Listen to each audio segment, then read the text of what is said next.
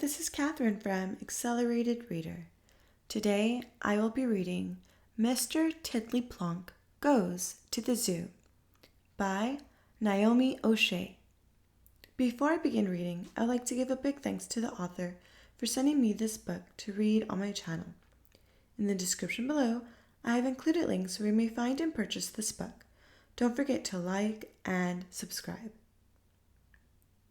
Dedicated to all the parents, grandparents, great-grandparents, aunties, uncles, cousins, people who have friends with children, or all those people who work with children. Note from the author: these books came about as I have a great love for working with children and making things right.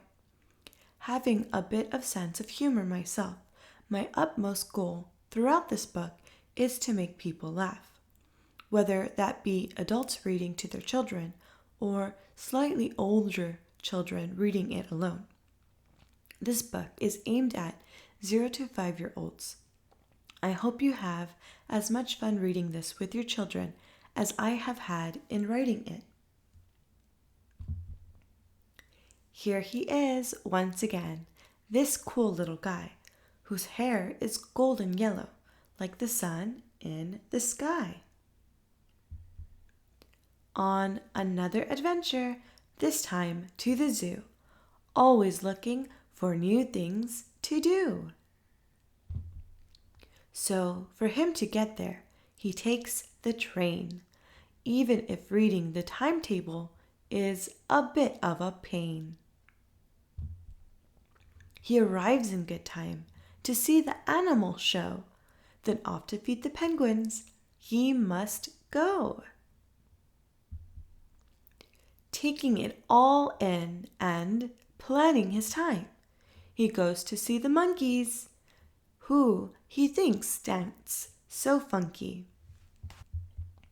Then on to the meerkats, these mad little things, who always like to try and to sing.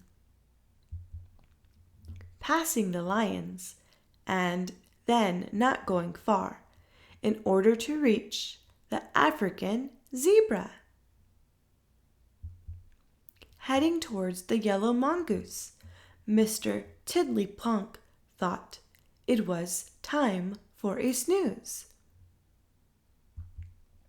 Putting his head in his hands, he took a nap, but when he woke up and tried to look back, no one in the zoo could be seen. Mr. Tiddly Plonk started to scream. The zookeeper heard his cry and called for help from passers-by.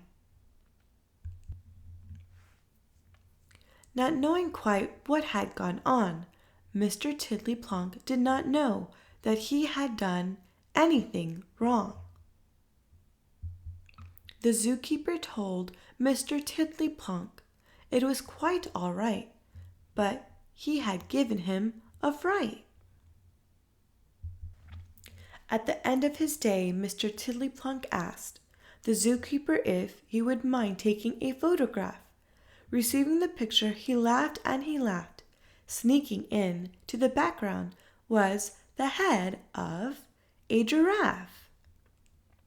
The end. Thank you for listening. Don't forget to like and subscribe. In the description below, I've included links where you may find and purchase this book. If you enjoyed this book, then why not take a look at the first one, also available in this series, The Adventure of Mr. Tiddly Plonk. You can also follow the author on Facebook and Twitter.